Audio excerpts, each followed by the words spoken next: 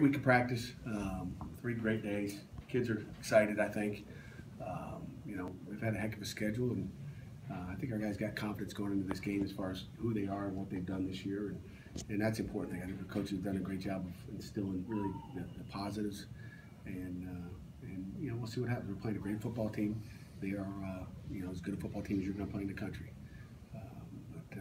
Saturday at 3:30, it really doesn't matter what you did in the past. Either team matters what you do right then. So, how do they rank against some other good teams you've seen over the years, going back to your time at Michigan State? I mean, you rank them up there. Shoot, the best team we played was at Michigan State was Alabama. In the pregame they played Sweet Home Alabama the whole game, the whole pregame, and I was wondering why they did that. It was a bowl game. It wasn't a home game for them. But I guess it was. So I mean, they were probably the best team, and that's what this team is. It's a team that played in the national championship a year ago. I mean, it's elite, and they'll be in the Final Four. There's a chance of that. I mean, they're that type of football team. When you go on the road in a hostile environment against a good team, what are the things that get blown up? What are the things that get more important in that circumstance for your team? Obviously the focus does. It's going to be loud, so we practiced with, especially for the offense, it'll be loud when they're on the field. It'll be important for any time we're snapping the ball. When it's loud, we practice with our kids' eardrums are, George said, "Coach, I don't know if I can hear again." I said, "Hey, we can get you some earplugs." He goes, "No, I think it's too late," It's going to be loud, and our guys got to have great focus in the huddle. You'll see our guys in the huddle. And I think we've got it louder in practice than it'll be on game day, and that's really what our intentions were. With all their weapons on offense, you guys have faced some teams, the last couple of weeks who have weapons, all over. Yeah. Has that prepared you for this, do you think? I think so. I mean, you're looking from Virginia Tech to Miami. We've been prepared. There's some good teams. I mean, go back to Switzer, go back to Washington, Oklahoma State. We've seen some good offenses. So it prepares us. You can't have mental breakdowns, and you got to make a play on the ball, I think, and we'll try to put our kids in as best positions we can. What are you expecting from an environment standpoint, and what are some of the toughest places that you've coached? We're expecting a crazy environment like you would, which I like. I mean, I expect when we come out of the locker room for the pregame that they'll be booing us, which to me I get excited. I hope our kids get excited as I do. But we've been in some great atmospheres through the year. I mean, I don't care if it's at Michigan. I think it's always a great crowd there. Texas Tech going down to playing a bowl game there in Dallas or Fort Worth, wherever it was a good crowd. I mean, there's been a bunch of them. And I think anytime you go to Iowa, you're going to face a good crowd. That's kind of what you're facing this week. Well, shouldn't be a factor. After the first play, it's not a factor. Sorry. What will the experience be for some of the younger guys on defense who are going to be starting or just playing because of injuries to kind of go through a game like this? I don't know. We'll find out. If they're that young, we'll find out how they react. I think the younger you are, the more excited you get. I think when you've been there before, I won't get as excited as maybe my first time walking into a big arena and facing a good football team. So it's just, after the first play, it's gone. You lock into what you have to do. If you're worried about them, then we got bigger problems. A lot of people think you can build a program overnight.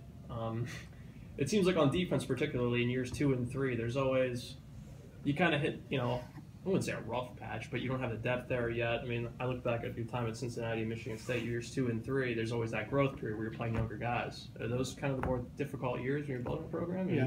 I think every program's different, Whether it's the same as what it was there, I don't know. I mean, it's something we'll find out in a couple years. You find out year 4 or 5, I guess, after year 2 and 3. But I think there's always that, some people always say the second year is your toughest year, offensively or defensively. But this is really our first year offensively because of a new offensive coordinator. So we'll see. But,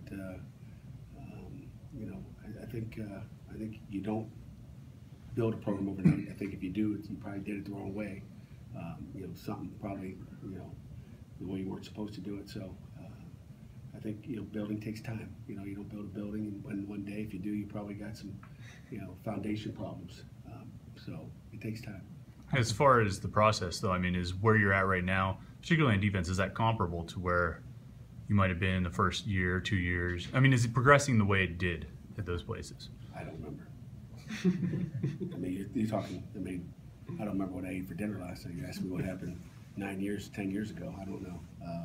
but I know we had our our rough days, and you're going to have those.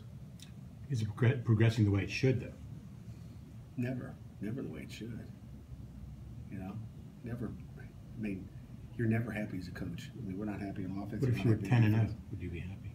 Probably not. No? I'm kind of a miserable guy. You're never happy. So you're never, coaching's a miserable. I mean, you're never happy because you're always looking for more. We'll talk a little bit about the progress that's been made here in 21 games or whatever it is. I don't know. I mean, I'm worried about Clemson. I'm not worried about the progress. We look at that at the end of the year, but we made great progress on offense. I think our kids understand our scheme. I think we're in position probably 95% of the time on defense, and we got to get them in position, the other 5%. And then, we have to grow into making those plays. And I truly believe, players make plays, and sometimes when you're playing really good players, you're going to lose some of those battles. And I think we, run into a situation where we've played some very good football players. I mean, you look at Clemson even this weekend, we're going to run into some more. But when they got 4 underclassmen on offense that are declared already, and they're going to be top picks, they're talking first rounders. I mean, how many people play against those guys every week? So we've played a lot of good football players. When you look at the end of the year and you look at the draft, if they're juniors or seniors, you're going to find that we played against a lot of good players, and that's what I see. Maybe one of the differences from what I've had in the Big Ten. When you see some of these young guys you brought in, like Salim and Amir, really show flashes of what you kind of anticipated they could be, you're seeing that progress. What's that excitement like as a coach? It's good, obviously, but you want more. It's 2 guys. You need 2. We got to play with 11. We need 22 of those guys. So I mean, it's 2, but golly, that doesn't do much for you.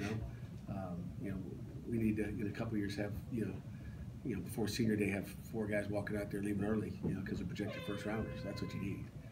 So 2, we got a ways to go.